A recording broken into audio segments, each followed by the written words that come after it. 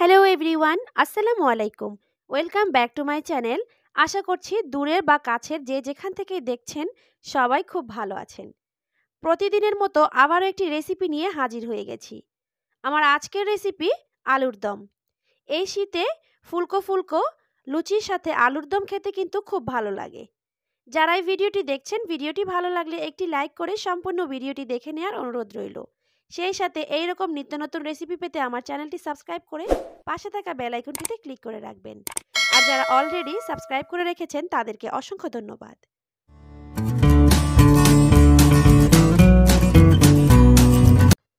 আলুর দম তৈরি করার জন্য আমি এখানে কিছু সেদ্ধ করা আলু নিয়ে নিয়েছি।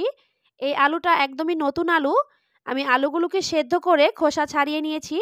কিছু বড় আলু ছিল তাই আমি আলুগুলোকে ছোট করে কেটে নিয়েছি। এবার রান্নার জন্য চুলায় একটি প্যান বসিয়ে 1/3 কাপ পরিমাণ রান্নার রেগুলার সয়াবিন তেল দিয়ে দিয়েছি। আর 2টি তেজপাতা মাঝখান থেকে চিড়ে দিয়ে দিচ্ছি। 1 চিমটি পরিমাণ আস্ত জিরা দিয়ে দিয়েছি। জিরাটাকে একটু ভেজে নিচ্ছি। এবার অ্যাড করে দিচ্ছি 1/3 কাপ পরিমাণ পেঁয়াজ বাটা। পেঁয়াজ বাটাটা ব্যবহার করলে আলুর দমটাতে একটু গ্রেভি তৈরি হয়। চেষ্টা করবেন পেঁয়াজটা বাটাই ব্যবহার করতে। পেঁয়াজ বাটাটাকে কিছুক্ষণ ভেজে নিয়েছি। এখন অ্যাড করে দিয়েছি 1 চা চামচ পরিমাণ আদা রসুন বাটা। আদা রসুন বাটাটাকেও একটু ভেজে আমি সামান্য পরিমাণ পানি অ্যাড করে দিয়েছি। এবার দিয়ে দিচ্ছি স্বাদমতো লবণ, হলুদের গুঁড়ো, লাল মরিচের গুঁড়ো আর ভাজা জিরের গুঁড়ো। সব কিছু দিয়ে আবারও কিছুক্ষণ মশলাটাকে কষিয়ে নিয়েছি। এখন দিয়ে দিচ্ছি একটি টমেটো কুচি। টমেটো কুচিটাকে দিয়ে আমি আরও ভালো করে কিছুক্ষণ মশলাটাকে কষিয়ে নিয়েছি। এবার আগে থেকে সেদ্ধ করা আলুগুলো দিয়ে মশলার সাথে 4 থেকে 5 মিনিট সময় নিয়ে কষিয়ে নিব। যেহেতু আলুটা আমি আগে থেকেই সেদ্ধ করে নিয়েছিলাম, এখন বেশি করে রান্না করার কোনোই প্রয়োজন নেই। আমি 2 থেকে 3 মিনিট আলুটাকে খুব ভালো করে কষিয়ে নিয়েছি। এবার 1/2 কাপ পরিমাণ পানি দিয়ে দিচ্ছি। পানিটা দিয়ে আমি মশলার সাথে আলুগুলোকে খুব ভালো করে একটু মিক্স করে ঢাকনা দিয়ে ঢেকে 3 থেকে 4 মিনিট রান্না করব। এর থেকে বেশি রান্না করার প্রয়োজন নেই, এতে করে আলুগুলো একদমই নরম হয়ে যাবে। 3 মিনিট সময় নিয়ে আলুটাকে রান্না করে নিয়েছি। এবার অ্যাড করে দিচ্ছি 1/2 চা চামচ পরিমাণ চিনি। চিনি ব্যবহার করলে আলুর দমটা খেতে একটু মিষ্টি মিষ্টি লাগবে। যেহেতু টমেটো ব্যবহার করেছি, টক মিষ্টি ঝাল খেতে খুব ভালো লাগবে। কিছু কাঁচামরিচের ফালি দিয়ে দিচ্ছি।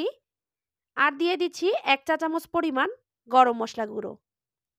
সব কিছু দিয়ে আবারও একটু ভালো করে নেড়েচেড়ে মিক্স করে নিচ্ছি। ভালো করে সব কিছু মিশিয়ে নিয়েছি। এই পর্যায়ে একটু পাতলা মনে হলেও আলুর দমটা ঠান্ডা হয়ে আসলে আরও একটু ঘন হয়ে যাবে, তাই আমি এরকম ঝোল অবস্থায় পরিমাণ মতো ধনিয়া পাতা কুচি অ্যাড করে দিয়েছি। ধনিয়া পাতা কুচিটা দিয়ে আমি চুলার জালটাকে অফ করে দিয়ে ভালো করে নেড়েচেড়ে মিশিয়ে নামিয়ে নেব। তৈরি হয়ে গেছে ভীষণ মজার আলুর দম। চুলা থেকে নামিয়ে আমি গরম গরম পরিবেশন করে নিয়েছি। ফুলকো লুচির সাথে আলুর দম খেতে খুব ভালো লাগে। আমি এই আলুর দমটা ফুলকো ফুলকো লুচির সাথে পরিবেশন করেছি। আপনারা চাইলে রুটি, পরোটা যে কোনো কিছুর সাথেই খেতে পারবেন। খুবই সহজে তৈরি হয়ে গেছে ভীষণ মজার আলুর দম। আশা করছি আমার আজকের রেসিপি আপনাদের কাছে ভালো লেগেছে। ভালো লাগলে একটি লাইক করে শেয়ার করে দিতে পারেন আপনার ফ্যামিলি অ্যান্ড ফ্রেন্ডের সাথে।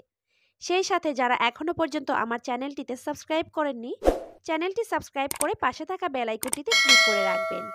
এতে করে আমি প্রতিদিন যে ভিডিওগুলো আপলোড দিয়ে থাকি আপনারা পেয়ে যাবেন নোটিফিকেশনে। আর যারা অলরেডি সাবস্ক্রাইব করে রেখেছেন তাদেরকে অসংখ্য ধন্যবাদ। সবাই ভালো থাকবেন। দেখা হবে পরবর্তী কোনো রেসিপিতে। সেই পর্যন্ত বিদায় নিচ্ছি। আল্লাহ হাফেজ।